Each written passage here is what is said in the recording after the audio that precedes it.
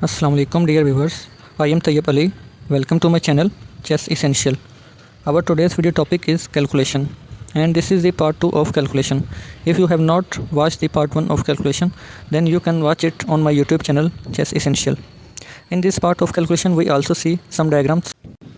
In this diagram you can see that black is in advantage here because black rook control the open file and white rook is also on the open file, but he can't make use of it, and black light square bishop is much more active than white light square bishop, and white light square bishop is inactive. So here black is in complete advantage, and in this game black actually saw the 20 move calculation, and he saw that after 20 moves white will be in zugzwang. So let me show you the moves which he play in the game.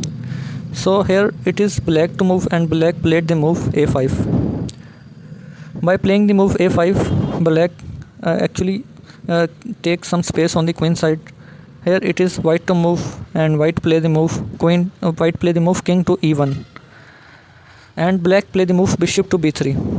Actually white does not have moves to play, so he can only rotate his pieces back and forth. And here it is white to move, and white play the move king to the f2, and black play the move rook to c1, move bishop to g2, and black play the move g5, and white play h3, black play g4, and white play h4, and here black play the move b5, and now white play bishop to the f1, and black play king to the e6. And this is inaccuracy because here white rook can go to d8 and can create some problems for black, but white misses this and play bishop to g2, and now black is completely winning. Here black play the move rook to c2 because he want to trade the rook and set up the pieces in such a way that white will be in zugzwang position. And white here play the move king to e1, and black play the move rook captures d2, and white captures the rook on d2, and here black play the move b4. After a captures b4, here white can't go to the c3 or c2 square because these are covered by black pieces. Here white play bishop to h1, and black play king to d5. White play bishop to g2, and black play king to the c4. White play bishop to the f1, and black play bishop to the a4. White play king to the c1, and black play king to the white play king to the b1, and black play bishop to the b5. And here white play the move king to the c1, and black play king to a2. Here white play the move king to c2, and black gives check to white king on a4. White king goes king to c1, and black bishop to d1. And now white can't capture the bishop on d1 because after black capture the pawn on b2, he can easily promote his pawn on b4. So white play the move bishop to g2, and black capture the pawn on e2. And here white play the move king to c2, and black play the move bishop to d3 check. White king goes to c1 and b3 here. Here white play the move bishop to h1, and black play bishop to f1. And you can see that white is in zugzwang here because any move he make, he will be in disadvantage. As you guys know that the player which is in zugzwang has the move, and wherever he play he will be in losing position. So here white is in zugzwang because any move he can play he will be in losing position. So white don't play the move and resign here, because after he move his king, his b pawn can be captured, and after whatever he play he can't stop the b pawn from promoting. So this is the diagram. In this diagram you can see that black actually sees the 20 moves when he play the move a5. He play the move before playing the move a5, he sees the 20 moves and calculate this zugzwang position. Let's see a game between the two grandmasters, and from this game you will get better understanding of the calculation. So let's start the game. Here white start the game with the g3 and black play e5. White play knight f3 and black play e4.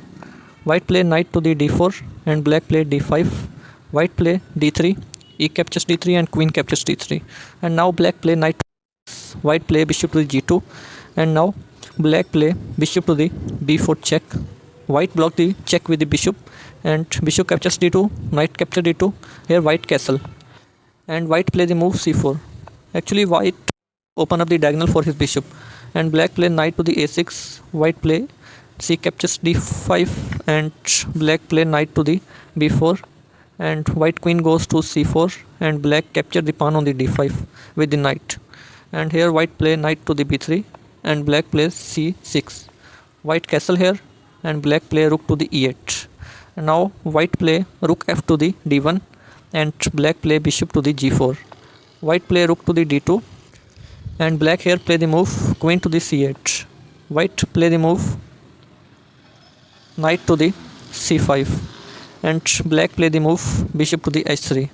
Here actually if white capture the bishop and queen capture the bishop, then white can't capture the pawn on the b7 because this pawn is here. Actually black can play knight to the g4 and the threat of mate is on h2 and knight goes to the f3 to prevent checkmate.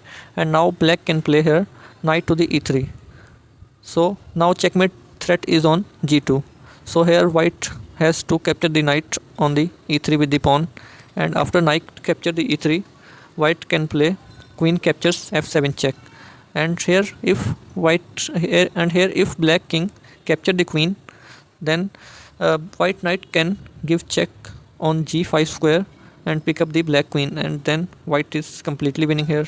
But black king can go to the h8, and now white knight should go to the h4 to prevent checkmate on g2. And now black can play rook to the f8. And now if white move his queen, then the checkmate is coming on the f1. So here white can't move his queen, so this is completely losing for the white.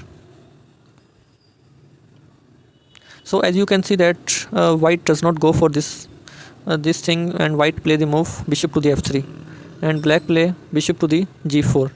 Actually black wants to trade off his light square bishop with the white powerful light square bishop. And here's after repetition, white draw and move his bishop to the h1. And here black play the move h5 and the move b4.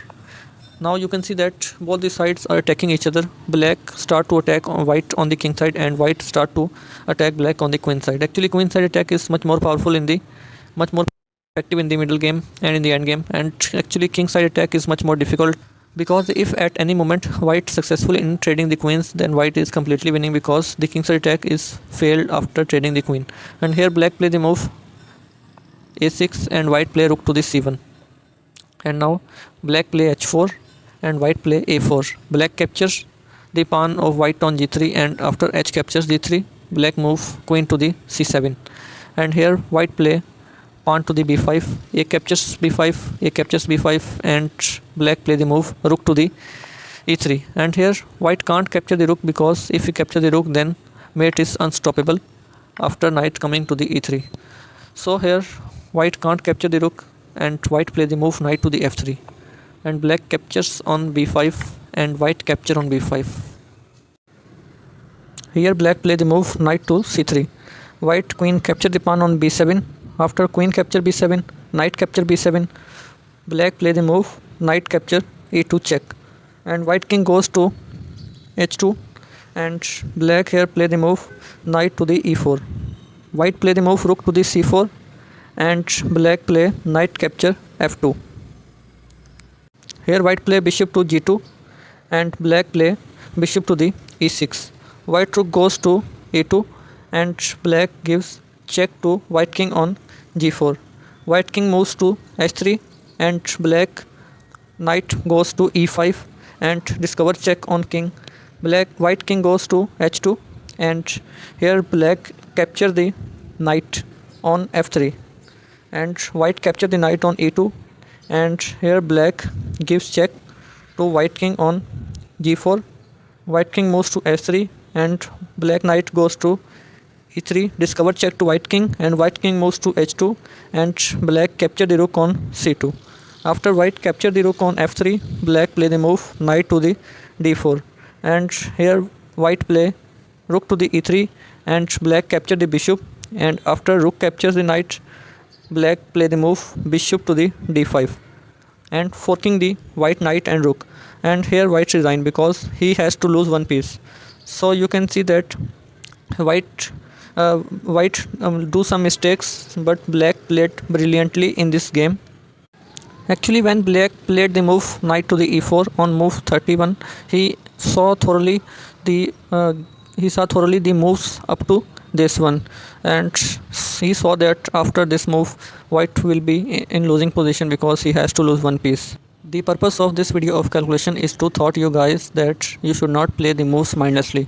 Before playing a move, you should have to calculate the possible responses of your opponent and to justify your move, that whether your move is right or wrong. When you make sure that your move is right, then you should play the move. So this is all about calculation. We'll meet again in our next video, which will be of combination. Thank you.